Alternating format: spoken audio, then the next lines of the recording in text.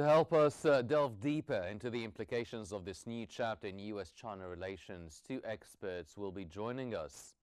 Mr. Peter Tanous, the chairman of Links Investment Advisory from Washington, who offers an insight into the economic stakes and trade negotiation dynamics, and Mr. Marvin Lee, the geopolitical analyst from Hong Kong, will examine the broader regional and strategic implications. Together, they explore the prospects and pitfalls of this evolving relationship in a tumultuous global environment. Welcome, gentlemen, to In Depth.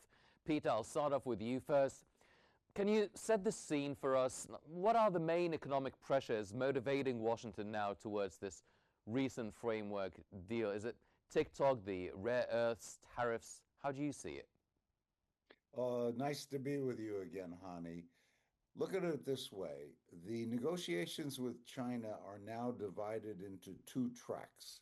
TikTok is one track, and everything else, and it's a pretty big agenda, is on the other track. The TikTok track is it is evolving right now as we speak. The conversation between President Trump and President Xi has already begun. It started over an hour and a half ago, so they're on the phone or it has been concluded.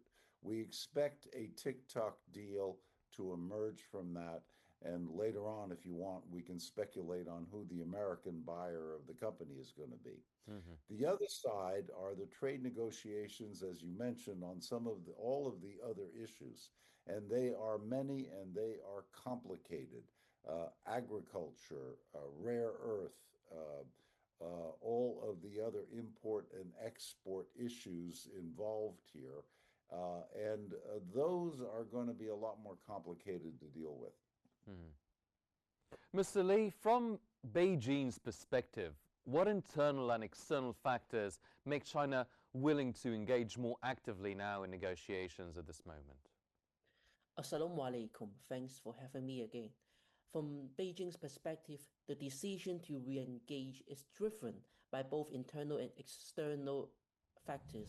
Domestically, economic stability remains a first priority in China, with the government seeking to meet its target of around 5% GDP growth while managing property sector stress, local government debt, and a soft export environment. The leadership is also advancing its dual circulation strategy, letting the domestic market be the mainstay while keeping international flows open, and recognize that external stability helps soar up business confidence and employment, and externally rising protectionism, G7 export controls, and global diversification away from China pose risk to long-term competitiveness. Engaging in talks help manage this risk and ensure China remains central to supply chains. And in Confucian terms, this is first to stabilize the inside, then harmonize with the outside, and seeking harmony without demanding uniformity across the globe. Is there a significance for the timing or a political context of this renewed negotiation push? Yes, in Washington, the U.S. administration wants a visible diplomatic wins before the next elections, creating space for deals that cool tensions without major concessions. And in Beijing, this year is also crucial for them because it's ahead of the next 5 years plan cycle, and the leadership wants more predict heading into key political meetings. There is also a desire to prevent multiple flashpoints like technology restrictions, South China Sea incidents, and the tariffs between China and US right now from escalating simultaneously. This push is therefore this escalation designed to set the stage for more stable engagement. So in Sun Tzu's words, the highest form of strategy is to shape the environment, not just to fight. And this is exactly what both sides, especially Chinese, are attempting to do so. Peter, you said that the main concern will be, on TikTok, but also the earth minerals issue has been a flashpoint. What do you think is the leverage, or what leverage do rare earths give China? How the U.S. policies try to counter that? Yeah. The TikTok deal is pretty much done, so let's put that aside. We'll hear within a matter of minutes or hours what the outcome is going to be on that. China is playing hardball, and they're very good at it. You just mentioned the rare earths. Putting restrictions on rare earth is a problem for American industries, particularly the defense industry and the auto industry that depends on that. What they've also done is they have put a halt on importing certain agricultural products from the US. This hurts the administration because most of the agricultural products come from the Midwest of the United States, which are generally strong Republican supporters. So the American administration has a big incentive to get that problem solved. China is also slow walking some of these negotiations. Here's an important thing to remember. Many American importers, Walmart being the largest from China, it imported a great deal of stuff in anticipation of the tariffs. But when they run out of these products, unless the tariffs are lowered, it's going to raise costs substantially and potentially increase American inflation. China knows this. So that pressure is also on the table during these negotiations. All of this to suggest, Hani, that this is a lot more complicated than people may think. But the good news is that China did agree to a deal on TikTok. One of the reasons for doing that was to facilitate a meeting, a summit meeting in China between Trump and President Xi, which will also likely be announced as early as today. Mm-hmm. Well, Mr. Lee, how is China balancing its own growth targets and its need for foreign trade with growing global concerns over its export restrictions and supply chain influence? Beijing is pursuing what it calls controlled openness. Instead of fully liberalizing or completely shutting off critical flows, China used licensing regimes and quota management to ensure rare earth metals that you have just mentioned, gallium, and also all those very important rare earth, very important raw materials and other strategic inputs continue reaching trust partners while preserving leverage. And this approach balanced the need to meet growth and employment growth with the strategic imperative of retaining bargaining power. And China is also diversifying its export mix and encouraging the domestic import substitutions to mitigate future shocks. So, like from my perspective, both China and U.S. live both together. They cannot work without with each other. The Chinese need American market, the American people need the Chinese market and the Chinese supplies. Like so, that's why I totally agree with my friends Peter has mentioned from Washington. Mm-hmm. Well, Peter, what do we know about the planned negotiation teams? Who will be involved? What sort of portfolios? Are we expecting commerce, treasury, trade? How binding or technical might their discussions be? Well, the ongoing negotiations, and this is where most of the heavy lifting is going to take place, are the people you just named, Hani. The Secretary of the Treasury, the Secretary of Commerce, and the U.S. Trade Negotiator. These are the three key people who are going to be involved in the negotiations, and they will be along the lines that we've already just mentioned. Main issues: computer chips, agriculture, rare earth. Remember, the United States is running a $300 billion annual trade deficit with China. So, the largest we have with any trading partner. So, it's understandable that the United States wants that deficit removed. So, these will be part of the issues that are discussed in the negotiations. One wants to be optimistic because both sides have a very important need to get this thing resolved. And the United States wants to get them resolved before the next midterm elections in November. Mm-hmm. Does that give China the upper hand then? You could argue that, and this is why they're very good negotiators, and this is why they're slow walking some of these negotiations because the closer we get to November, the more the pressure is on. But it is important to understand, and China does, that a $300 billion trade deficit with China is not acceptable, and that has to be reduced. And that is what the Trump administration is trying to do in the big picture. Mm-hmm. Mr. Lee, how much of this is showmanship or diplomacy versus real policy shifts? Are we seeing genuine opening? Actually, I can say both. This is a clear performative element designed to reassure markets and international partners, but the underlying policy tools are real. Licenses are being granted, code rules clarified, and compliance platforms strengthened. Beijing prefers measurable steps rather than a single grand bargain, and this allows us to reward a reciprocal approach and pull back if conditions has become from bad to worse. And in Chinese wisdom, we call this is a plan fully before taking action, meaning that these are carefully considered moves rather than symbolic gesture alone. So that's why China has been playing both paths. So the first one is to work with the USA, and the second is to explore new market across the globe, like Central Asia, Middle East, and Southeast Asia. Mm-hmm. Peter, in past instances, agreements have broken down over enforcement, trust issues, or unilateral actions. What do you see are the greatest risks now to any new deal sticking?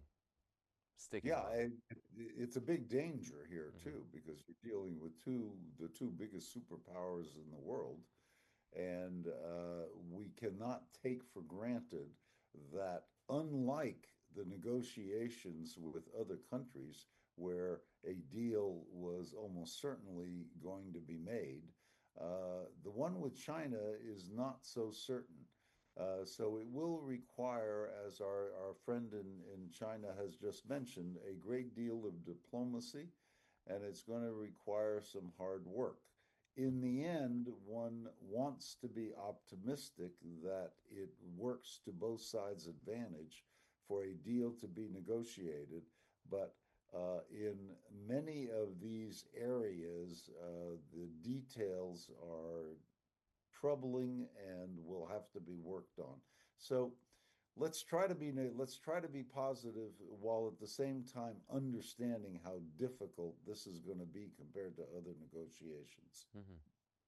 Well, Mr. Lee, it probably will prove to be a little bit difficult, but do you see any red lines from the Chinese side of tech transfers, sovereignty, South China Sea, of course, export controls that are unlikely to be crossed in this negotiation? Yes, definitely. There are three clear red lines that you have mentioned right now. The first, technologies such as advanced semiconductor designs, AI models like the algorithm behind TikTok, behind Temu, right? And enabling materials will remain tightly controlled because we have a proverb. A nation's vital tools are not lightly given away.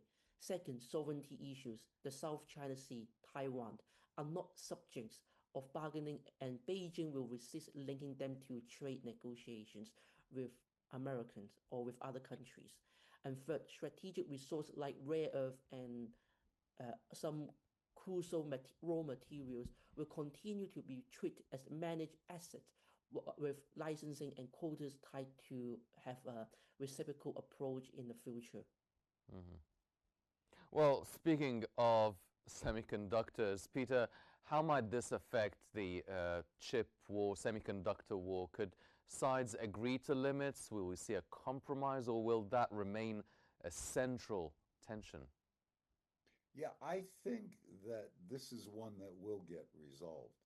Remember, the issue primarily with semiconductors is spying. In other words, and this has been the issue with TikTok, by the way, which China finally agreed to. The issue with TikTok was that this enable China to have data on all millions and millions of Americans who use it, and this creates a potential security hazard. So when we talk about the chips, it's going to be largely focused on security, and but I'm optimistic that this part of the trade negotiations can be resolved. Mhm. Mr. Lee, what role do global supply chains and third country actors play in this negotiation? Companies outside the US or China, maybe, allies, shortages, what sort of role do they play? This is a very good question indeed. Third countries act as both a pressure where a pressure point and a complicated factor. When tension rise, production and sourcing shift to hubs like Vietnam, Malaysia, Mexico, which reduce the bite of restrictions but also weaken Beijing's leverage in the long term. But at the same time, these countries benefit from stable US China's ties and lobby for this escalation. And let me give you an example here. I have lots of Chinese friends who have lots of factories in China. They also create other factories in Southeast Asia just to avoid the ongoing tariff and any uncertain position between US and China. And this is the first point. And I'm also a PhD researcher in the University of Manchester, and I have been researching that Saudi Arabia has been playing a hedging diplomacy, attracting the FDI from China to set up a regional headquarters in Saudi Arabia. For example, Alibaba and even Alipay just now is a today's news.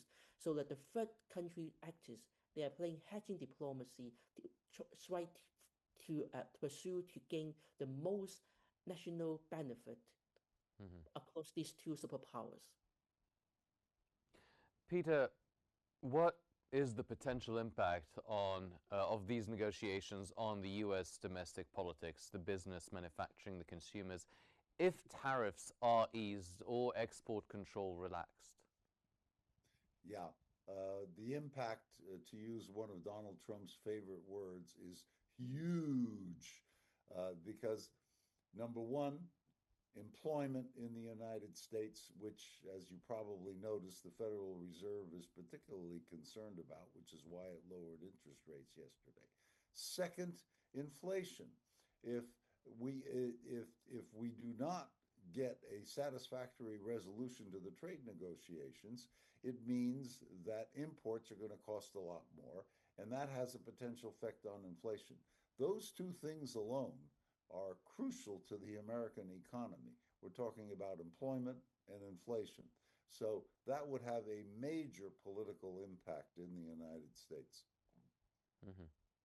Well, Mr. Lee, how is China then, how is it preparing for possible concessions domestically, in regulation or in diplomatic posture?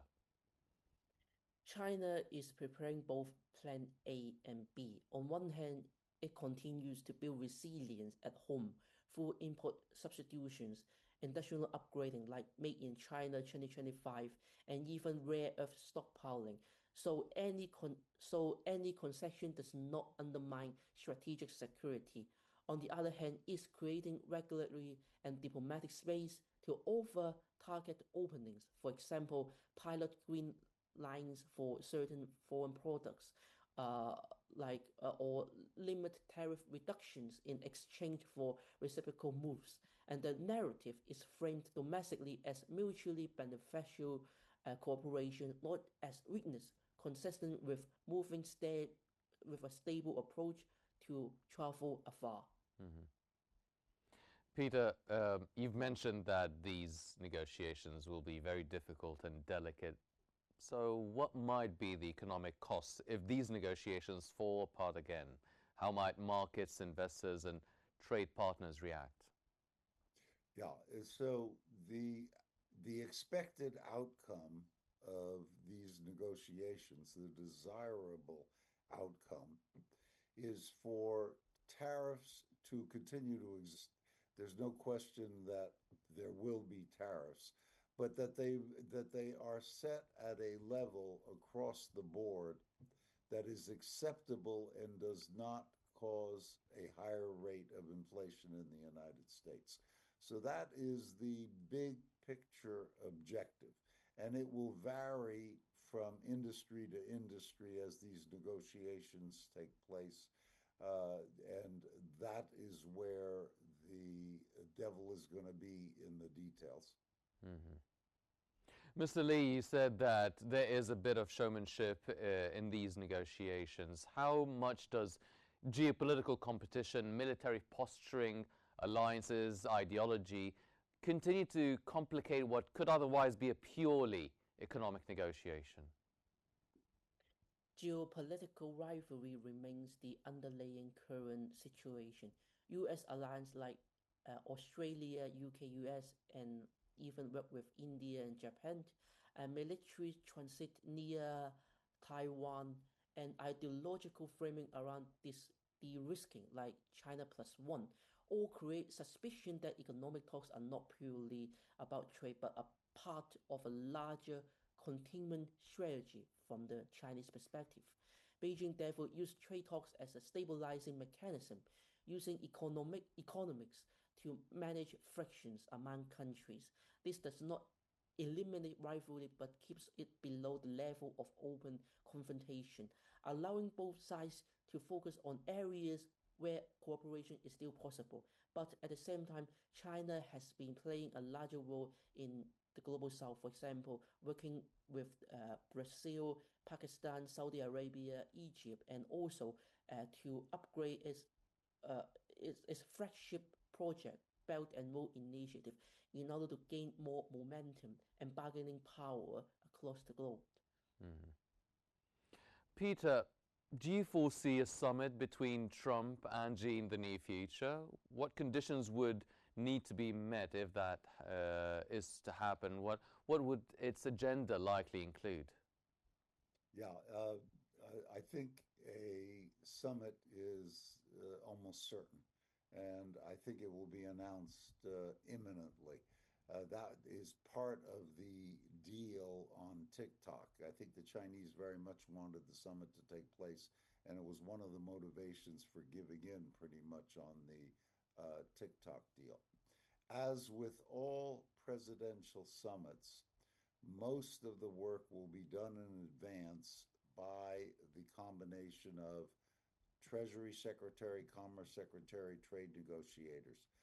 Those will have been pre-negotiated, not down to every detail, but basic guidelines of a deal will have been done before the two presidents meet, so that there is very little chance that the two presidents meet and walk away without some sort of a handshake. This is really important because for the United States, if we do not have a deal with China, China will then start forging closer relationships, and I think Mr. Lee hinted at this as well, with other adversaries of the United States. I shouldn't use the word adversaries, but trading partners, where we're not having very good relations right now, India being a particularly good one. And, China can take the position that, look, the United States is not a really good, reliable trade partner. Look what's happened with you. Let's get together and talk. This is not a very desirable outcome for the United States. And it will also be part of the trade. It will also be part of the negotiations that are about to take place. Mm-hmm. Mr. Lee, one final question. What would be signs to watch in the coming weeks that this thaw is real and substantial rather than temporary? Okay, there are a few key indicators here. So, like, key indicators will be wherever licensing approvals for critical mineral accelerates, wherever tariff on select goods, maybe computers, maybe AI, quietly lowered, and wherever both governments release joint statement with language moving from managing difference to expanding cooperation between both sides. And another signs would be the resumption of major joint ventures or investment plus signaling confidence from the private sectors. And as the saying goes, listen to their words but observe their actions. And real movement will be seen in trade data and regulatory notice, not just diplomatic press release in the upcoming weeks. Mr. Peter Tanous and Mr. Marvin Lee, gentlemen, thank you very much for your valuable insights into this turning point in U.S.-China relations.